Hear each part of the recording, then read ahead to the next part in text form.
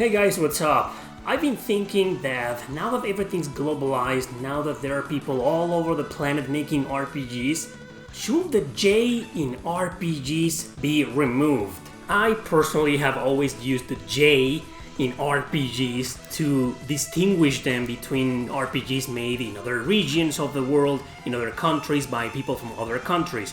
To me, the J is just there to say, oh, this is a Japanese role-playing game, made by Japanese people, most likely in Japan. And I know there's been cases out there where some JRPGs have been developed elsewhere in other countries, other regions, and sometimes some people that are not Japanese have been involved in them.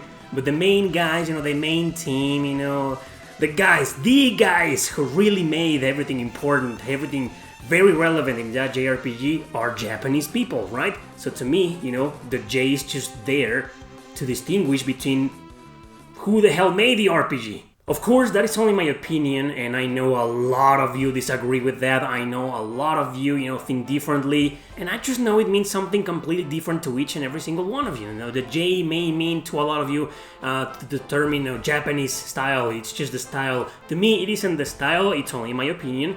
To me, it's not a style. You can't just say Japanese style RPG because, there's a lot of styles in Japan. And there's a lot of games that are Japanese, made by Japanese people, like the Souls games, for example, Elden Ring most recently, Vandal Hearts. You take a look at these games and they do not look very JRPG now, do they? But they're still Japanese games made by Japanese people. But like I said, I know a lot of you have different agreements and disagreements on the term. And this leads me to my question for today, should the J be removed to avoid all of these, intense arguing amongst all of us? Because for the past few years, I don't see people reaching a consensus or an agreement on this term. What the hell is a JRPG? Well, I already said what I think it is, which is why most of my videos tend to have the J in the title, Top 10 Best PSP JRPGs, Top 10 JRPGs that surpass my expectations, JRPG this, JRPG that, and whenever I'm including a bunch of games, a bunch of RPGs that are not Japanese, for example 2 or 3, I remove the J from the title. And I know I'm one of those people in YouTube that, pretty much started using the JRPG term over and over and over again for almost every single video. It wasn't like this before. When I first uploaded my slideshow videos, 8 years ago, almost 8 years ago, they were simply called Top 10 Best PSP RPGs, Top 10 Best Nintendo DS RPGs, PS1 RPGs. There was no J inside, and back then it wasn't even a thing. Back then it was just RPGs and that's it. But I noticed a lot of people in the comments started saying that, for example, in the PS2 video, the PS1 video, the PSP video, which is the most popular video in this channel. And it's not even a video, but we don't even want to get into that today. No, we're getting into why now there's a J in there. Well, it's because a lot of people were saying, well, all of these games are Japanese RPGs. Why aren't you calling your video Top 10 JRPGs? Why not RPGs? Because where is this Western RPG? Where is this other RPG from Europe? Where is this Canadian RPG? Your entire list is just Japanese role-playing games, so why not just call it Top 10 Best JRPGs? PSP, PS1, PS2, etc. And I said to myself, they're right. They are right, as a matter of fact. If all of the games in a video are gonna be Japanese RPGs, why not just call it Top 10 JRPGs, Best JRPGs? They were right. So then I adopted the term itself and I started using it on every single video where all 10 games were Japanese role-playing games. But that was years ago, and I'm still doing it.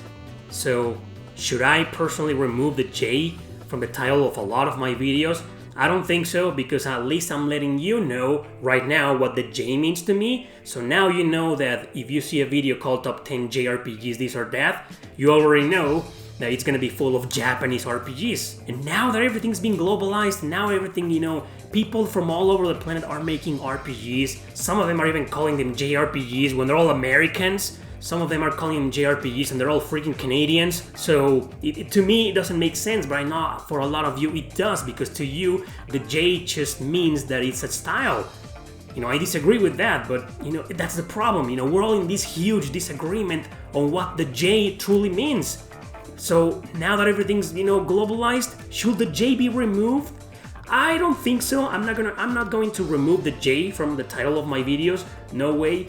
But I would like to start making more top 10s where I can talk about RPGs from all over the world. A top 10, I don't know, RPGs on PS4, for example, and put indie RPGs in there, Western RPGs in there, and Japanese RPGs in there, and maybe, you know, RPGs from other regions, Canadian, European, Mexican maybe. So how about that? You know, that's what I'm personally going to start doing from now on. Sometimes, every now and then, eventually you'll see the top 10 RPGs, this or that, and the J is not there, so you should expect that it's gonna be including games that are not from Japan by Japanese people. What do you guys think? Leave a comment. What's your opinion on this? What does the J mean to you? And most importantly, do you think the J should be removed? Because I've seen a lot of people over the past few years saying the J shouldn't even be there anymore. You know, there should be just a term and that's it. So, because we call JRPGs, you know, RPGs from Japan, are we gonna start calling them J platformers, J first-person shooters, J shoot-em-ups? No, right? So maybe it's time for the J to go away for good? I don't know, you let me know. Thanks for watching, don't forget to subscribe and share this video with your friends. See you next time!